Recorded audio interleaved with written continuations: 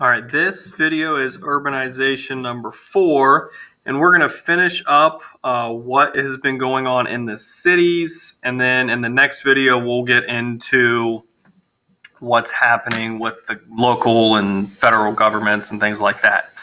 All right, so continuing with some problems, sanitation became a huge issue. First off, you had pollution from factories. You had sewage, horse manure in the streets, garbage in the streets. You guys can see here, and you saw the other picture a little bit ago about the, with the dead horse in the street. An interesting thing about what's happening now, where you guys can get an easy connection from, is the fact that due to the coronavirus, factories aren't up and running. People aren't traveling as much.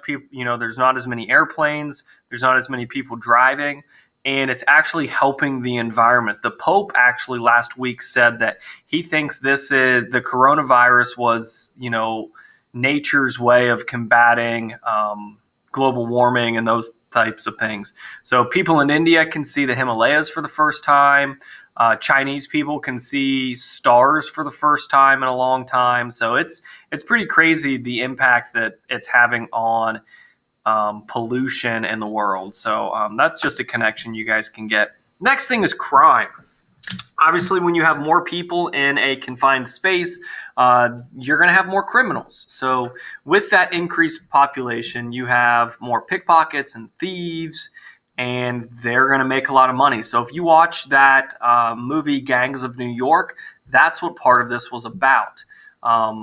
The first police force came in New York City. You'll see part of that in Gangs of New York.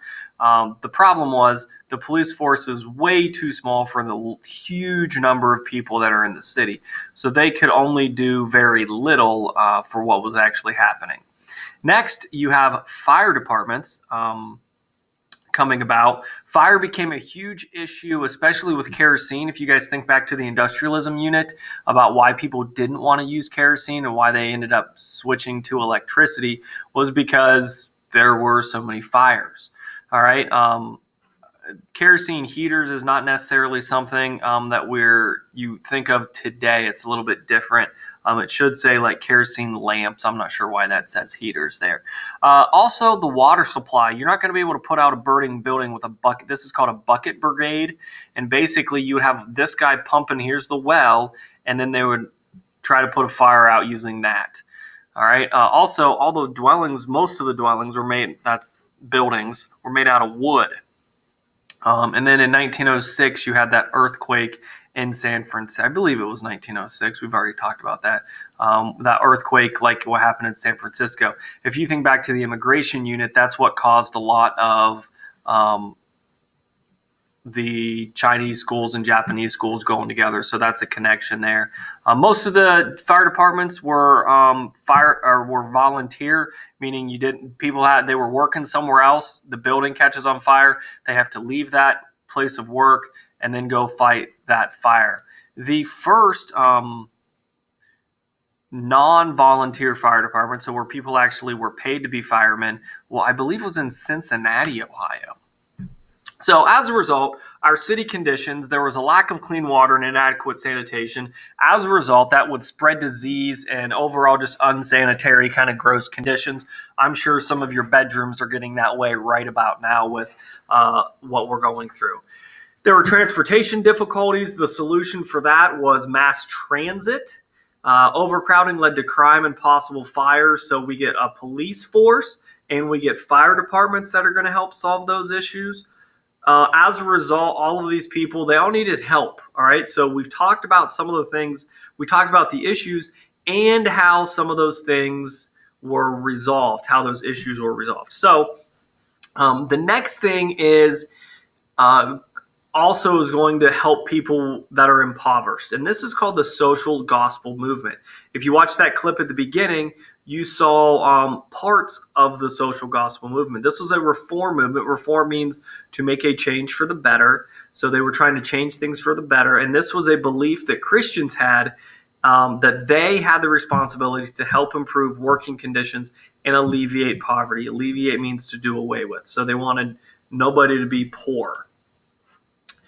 So what they did is they create these things called settlement houses. And it's basically a community center that provided a lot of assistance to the people living in that neighborhood or area, particularly the immigrants. And it was normally in a not very good neighborhood.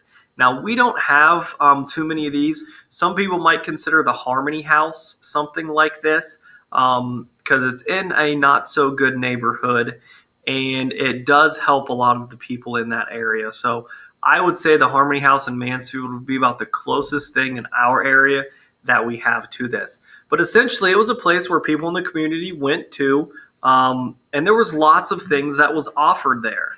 All right, you could get classes in English, health, painting. You could get a nurse to visit your house from here to help you if you were sick. There was some educational classes, cultural, social services that were there. Most of these were run by the middle class, college educated women. That's what they went into. Some of the people that they provided aid to were deserted women. Deserted women are women whose husbands left them, and that could be for a number of reasons. They provided insurance for widows. Widows are people whose spouse dies. And then injured operators were people who worked at the factory and got injured on the job. And normally what would happen is they'd lose their job and they'd become impoverished.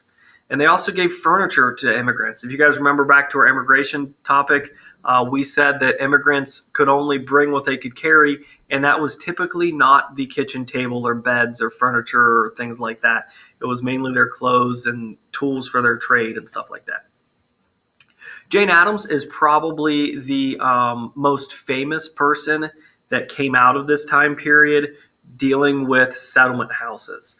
She helped found the Hull House in Chicago in 1889, which helped a lot of the immigrants that went there. She is known as the mother of social work. If your parents are in social work or you want to get into some social work, you will definitely be reading about Jane Addams.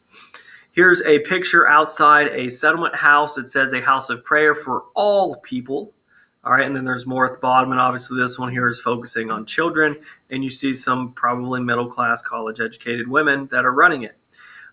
Here, this was founded a few years after the Hull House. It was modeled after the Hull House.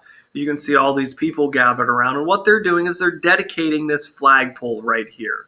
All right, so, and that's one of the things that they would do just to get people excited about the new house and those types of things, is they would dedicate certain parts. Maybe somebody from maybe a prominent figure donated money to put that up, but it would display the American flag, and that's why people went there for those reasons. All right, we are going to get into politics next. We are done with this video here.